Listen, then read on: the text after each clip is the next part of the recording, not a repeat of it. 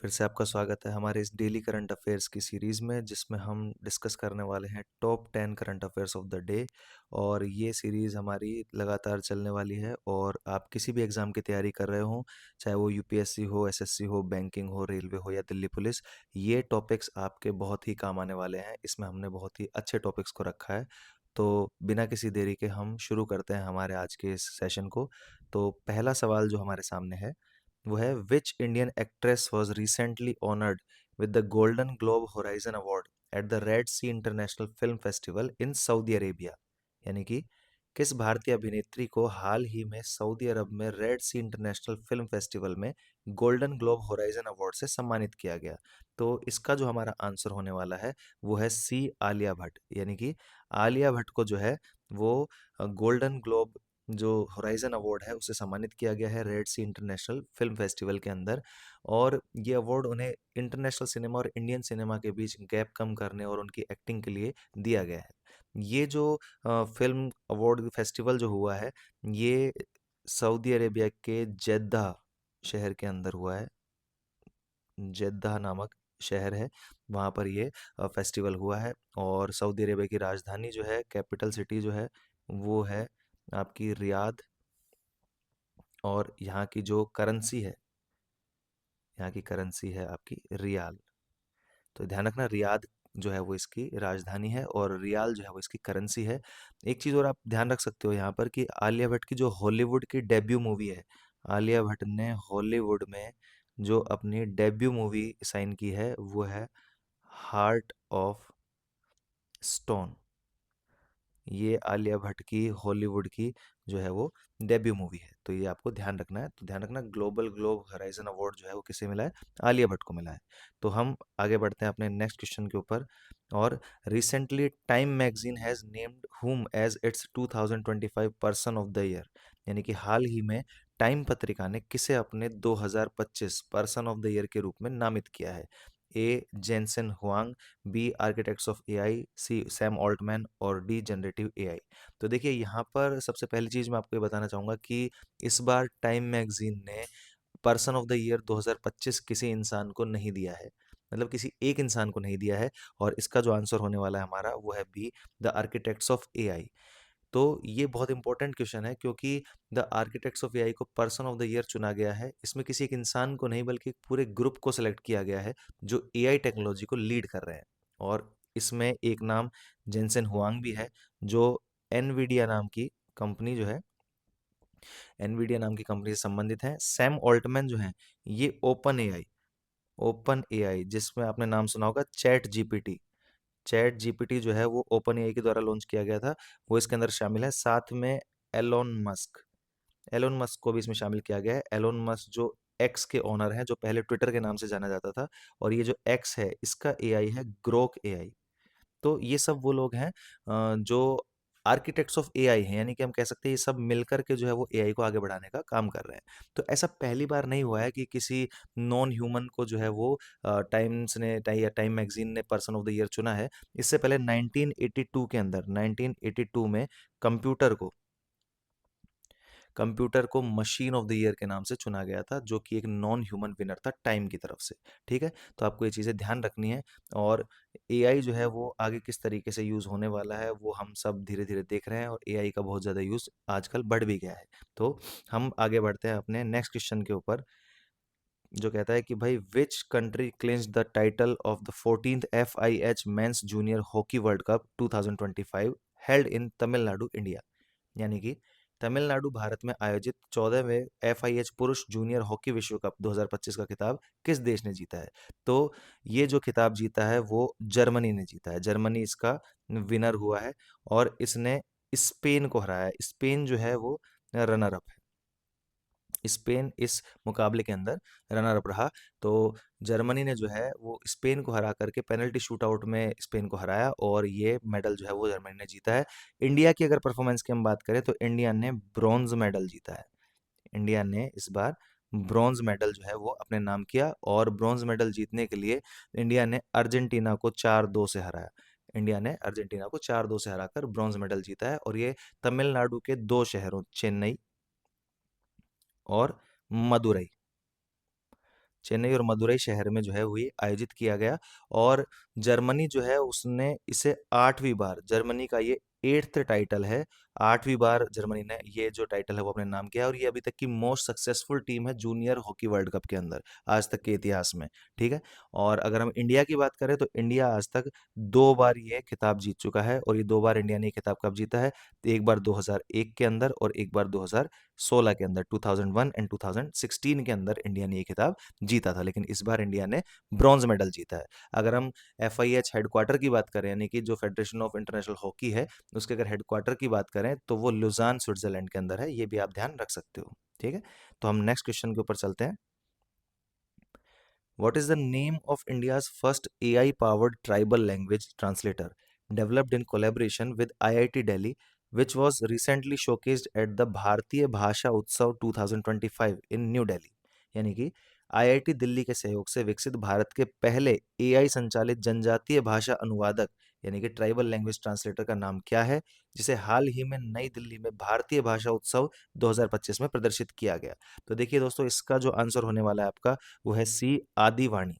इस, इसे IIT दिल्ली और मिनिस्ट्री ऑफ ट्राइबल अफेयर्स ने मिलकर के बनाया है, और ये अभी संथाली, गोंडी और मुंदरी जैसी भाषाओं को ट्रांसलेट कर सकता है। ठीक है। और अगर हम बात करें इस बार के भारतीय भाषा उत्सव की, तो इसका जो थीम इस बार रहा वो रहा मैनी लैंग्वेजेस वन इमोशन।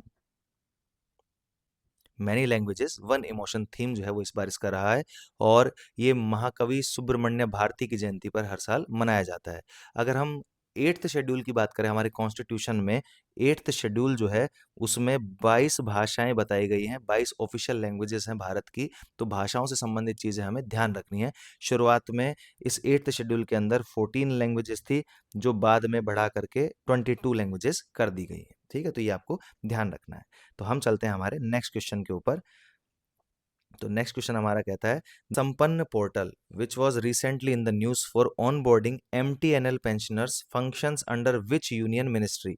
यानी कि संपन्न पोर्टल जो हाल ही में MTNL पेंशन भोगियों को जोड़ने के कारण खबरों में था, किस केंद्रीय मंत्रालय के तहत कार्य करता है? तो आपको ध्यान रखना है, इसका आंसर होगा ministry of communications. Ministry of communications के अंडर ये जो संपन्न पोर्टल है ये आता है, और इसकी जो फुल फॉर्म है वो है system for accounting and management of pension.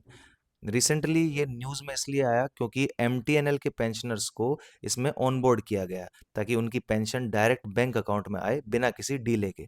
अब देखिए, पेंशन का जब नाम आ रहा है तो हम यहाँ पर एक और मंत्रालय देख रहे हैं, ministry of personnel public grievance and pensions, लेकिन ये इसका आंसर नहीं होगा, मिनिस्ट्री ऑफ कम्युनिकेशंस इसका सही आंसर होगा। ठीक है। तो ये आपको ध्यान रखना है, क्योंकि ये स्पेसिफिकली डिपार्टमेंट ऑफ टेली के द्वारा डेवलप किया गया है, और इसका एम है डायरेक्ट बेनिफिट ट्रांसफर।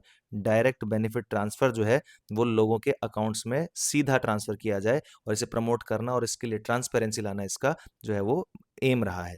और ये सिमिलर पोर्टल जो है वो डिफेंस पेंशनर्स के लिए भी बनाया गया था। डिफेंस पेंशनर्स जो हैं उनके लिए जो पोर्टल बनाया गया उसका नाम रखा गया है स्पर्श। तो ये आपको ध्यान रखना है कि भाई, संपन्न पोर्टल जो है ये बनाया गया MTNL के पेंशनर्स के लिए, और डिफेंस पेंशनर्स के लिए जो पोर्टल बनाया गया उसका नाम क्या रखा गया है, स्पर्श नाम रखा गया है। ठीक है। तो अब हम चलते हैं हमारे नेक्स्ट क्वेश्चन के ऊपर। The Atman 3.0 accelerator program recently seen in the news is launched by which institution to support health tech startups? यानी कि आत्मन 3.0 त्वरक कार्यक्रम जो हाल ही में समाचारों में देखा गया था, हेल्थ टेक स्टार्टअप्स का समर्थन करने के लिए किस संस्थान द्वारा शुरू किया गया? तो ये जो आत्मन 3.0 एक्सेलेटर प्रोग्राम है, ये IIT बॉम्बे के द्वारा, IIT बॉम्बे ने इसे शुरू किया है, और ये program specially health tech startups को सपोर्ट करेगा, ताकि लैब में बनी नई मेडिकल टेक्नोलॉजीज मार्केट तक पहुंच पाएं। और इसके लिए हम एक दो चीज़ें और भी ध्यान रख सकते हैं कि इसका फोकस जो है वो ट्रांसलेशनल रिसर्च पर है, जो कि थ्योरी को प्रैक्टिकल प्रोडक्ट बनाता है। यानी कि थ्योरी में अगर किसी चीज़ की बात की जाएगी तो ये उसके प्रैक्टिकल प्रोडक्ट के लिए काम करता है, और IIT बॉम्बे में जो है वो इसे शुरू किया गया है। NIRF की अगर रैंकिंग की हम बात करें तो IIT मद्रास जो है वो लगातार टॉप पर रहता है, लेकिन इनोवेशन में IIT बॉम्बे जो है वो टॉप टियर में आता है। तो IIT बॉम्बे ने बहुत सारे इनोवेटिव काम जो है वो किए हैं, तो ये आपको ध्यान रखना है। नेक्स्ट क्वेश्चन के ऊपर अगर हम चलें, तो Scientists at which Indian Research Institute have recently engineered GlowCas9, a glowing CRISPR protein that enables real-time observation of genome editing inside living cells? यानी कि किस भारतीय अनुसंधान संस्थान के वैज्ञानिकों ने हाल ही में ग्लोकैस9 नामक एक चमकने वाला क्रिस्पर प्रोटीन तैयार किया है जो जीवित कोशिकाओं के अंदर जीनोम संपादन के वास्तविक समय अवलोकन को सक्षम बनाता है। ठीक है, तो सबसे पहले तो हमें इसका आंसर मैं आपको बता देता हूँ, उसके बाद हम बात करेंगे कि भाई ये होता क्या है। तो बोस इंस्टीट्यूट कोलकाता जो है उसने इसे जो है वो बनाया है, और ग्लो-कैस9 ये एक चमकने वाला यानी कि ग्लोइंग प्रोटीन है जो क्रिस्पर टेक्नोलॉजी, अभी जो क्रिस्पर टेक्नोलॉजी होती है ये क्या करती है, क्रिस्पर टेक्नोलॉजी जीन एडिटिंग का काम करती है, जीन की एडिटिंग करती है ये, जीन एडिटिंग का, जीनोम एडिटिंग का काम करती है। और इससे साइंटिस्ट जो है वो सेल के अंदर रियल टाइम में जीन एडिटिंग को देख पाएंगे, किसकी वजह से, ग्लो कैस9 की वजह से। ठीक है, तो ग्लो कैस9 जो है वो रियल टाइम में जीनोम एडिटिंग को देखने में साइंटिस्ट की मदद करेगा। और बोस इंस्टीट्यूट जो है वो कोलकाता में स्थित है, और जगदीश चंद्र बोस ने जो है वो इसको, जेसी बोस ने इसको स्थापित किया था, और इन्हें फादर ऑफ रेडियो साइंस भी कहा जाता है। और क्रिस्पर जो है, क्रिस्पर की अगर हम फुल फॉर्म की बात करें तो ये होता है clustered regularly interspaced short palindromic repeats. ठीक है, और ये जीन एडिटिंग का टूल होता है। और ये आपको ध्यान रखना है कि भाई ग्लोकैस9 जो है ये लाइव जीन एडिटिंग को शो करेगा हमारे साइंटिस्ट को। ठीक है, तो ये आपको ध्यान रखना है। नेक्स्ट क्वेश्चन की तरफ अगर हम चलें, तो नेक्स्ट क्वेश्चन कहता है, who among the following has been named as a recipient of the prestigious United Nations Champions of the Earth award for 2025, यानी कि 2025 में प्रतिष्ठित संयुक्त राष्ट्र संघ के चैंपियंस ऑफ द अर्थ पुरस्कार को किसने प्राप्त किया है? तो इसमें आपको आंसर याद रखना है, सुप्रिया साहू ने। सुप्रिया साहू जो है ये एक आईएएस ऑफिसर हैं तमिलनाडु से, जिन्होंने एक बहुत ही अच्छा एक प्रोग्राम चलाया, कैंपेन चलाया, जिसका नाम रखा गया था मींडम मंजप्पई। मींडम मंजप्पई का मतलब होता है येलो बैग, और येलो बैग का प्रोग्राम इन्होंने चलाया सिंगल यूज प्लास्टिक को रोकने के लिए। ठीक है, तो आपको ध्यान रखना है कि इन्होंने सिंगल यूज प्लास्टिक को रोकने के लिए एक प्रोग्राम चलाया था, जिस प्रोग्राम का नाम क्या है, मींडम मींडम मंजुप्पई।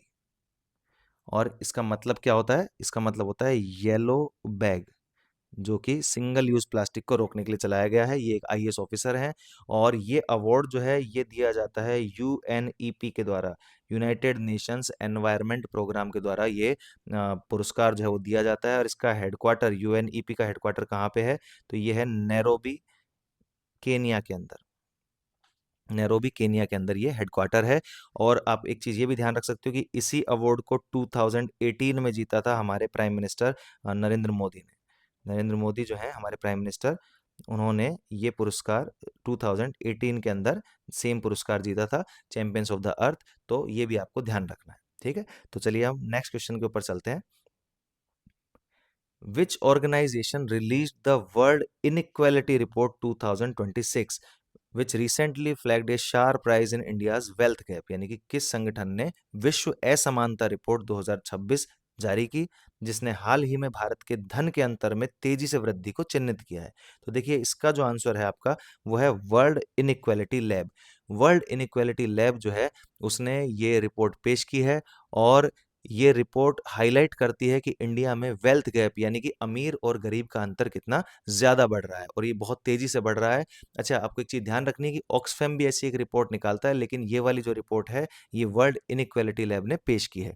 और ये जो इनकम में इनइक्वालिटी की बात करता है, तो यहाँ पर जब हम इकोनॉमी पढ़ते हैं तो वहां पर लॉरेंस कर्व की बात करते हैं। लॉरेंस कर्व और गिनी कोएफिशिएंट, गिनी कोएफिशिएंट की बात वहाँ पर की जाती है, जो इनकम इनइक्वालिटी को दर्शाते हैं। गिनी कोएफिशिएंट के अनुसार 0 पर क्या होता है, परफेक्ट इक्वालिटी, और 1 पर होता है परफेक्ट इनइक्वालिटी, यानी कि गिनी कोएफिशिएंट हमेशा 0 से 1 के बीच में होता है। ठीक है, तो ये खैर हमारा स्टैटिक पोर्शन हो गया, इसकी हम ज़्यादा डिटेल में यहाँ पे बात नहीं करेंगे। इसके लिए मैं अलग से वीडियोस बनाऊंगा, जो कुछ अलग अलग टॉपिक्स को डिस्कस करने की वीडियोस होंगी, वो आपके जीके की सारी सब्जेक्ट्स को कवर करेंगी। लेकिन फिलहाल हम यहाँ पर सिर्फ करंट की बात कर रहे हैं। तो एक चीज़ और आप ध्यान रख सकते हो कि ये जो वर्ल्ड इकोनॉमिक फोरम है ये भी एक बहुत ही इंपॉर्टेंट रिपोर्ट जारी करता है, global gender gap gender gap report. अगर आपसे पूछा जाए ग्लोबल जेंडर गैप रिपोर्ट कौन जारी करता है, तो वर्ल्ड इकोनॉमिक फोरम जो है वो जारी करता है। तो ये आपका क्वेश्चन यहाँ पर आपको ध्यान रखना है कि इस बार जो वर्ल्ड इनइक्वालिटी रिपोर्ट है वो वर्ल्ड इनइक्वालिटी लैब द्वारा जारी की गई है। तो नेक्स्ट क्वेश्चन के ऊपर हम चलते हैं फटाफट से, और ये हमारा आज का आखिरी क्वेश्चन होने वाला है कि in new report titled India's manufacturing vision 2047 projects the manufacturing sector's share in India GDP to rise what percentage by 2047, यानी कि 2024 का भारत विनिर्माण विजन जो है उसके नामक एक रिपोर्ट पेश की गई है, और 2047 तक भारत के सकल घरेलू उत्पाद में यानी कि जीडीपी में विनिर्माण क्षेत्र का हिस्सा बढ़कर कितने प्रतिशत होने का अनुमान है, यानी मैन्युफैक्चरिंग सेक्टर का हिस्सा जो है वो कितना हो सकता है, तो उसका अनुमान लगाया गया है 25%, 25%। तो बोस्टन कंसल्टिंग ग्रुप, बीसीजी ने ये रिपोर्ट पेश की है कि 2047 तक इंडिया की जीडीपी में मैन्युफैक्चरिंग सेक्टर का हिस्सा 25% हो जाएगा। करंटली ये जो है, करंटली अगर हम बात करें तो ये ऑलमोस्ट 17% के आसपास है, और ग्रोथ सेक्टर्स जो हैं वो मेनली इलेक्ट्रिक व्हीकल्स, इलेक्ट्रॉनिक्स और डिफेंस सेक्टर होने वाला है। और इसमें हमारा मेक इन इंडिया और विजन 2047 जो है सरकार का, जिसमें विकसित भारत बनाने के ऊपर ध्यान दिया जा रहा है, वो भी इसके ऊपर एक की सेक्टर साबित होने वाला है, और सेमीकंडक्टर मिशन गोल को अचीव करने में भी बहुत बड़ा रोल जो है ये प्ले करने वाला है। ठीक है, तो ये थे हमारे आज के टॉप 10 क्वेश्चंस, और ऐसे ही टॉप 10 क्वेश्चंस हम डेली आपके लिए लाते रहेंगे। तो ऐसे क्वेश्चंस के लिए बहुत ही अच्छे क्वेश्चंस ये हैं, ये एग्जाम में आने लायक क्वेश्चंस हैं, इनके लिए आप हमारे साथ बने रहिए, और डेली आपके पास ये वीडियो पहुंचेगी।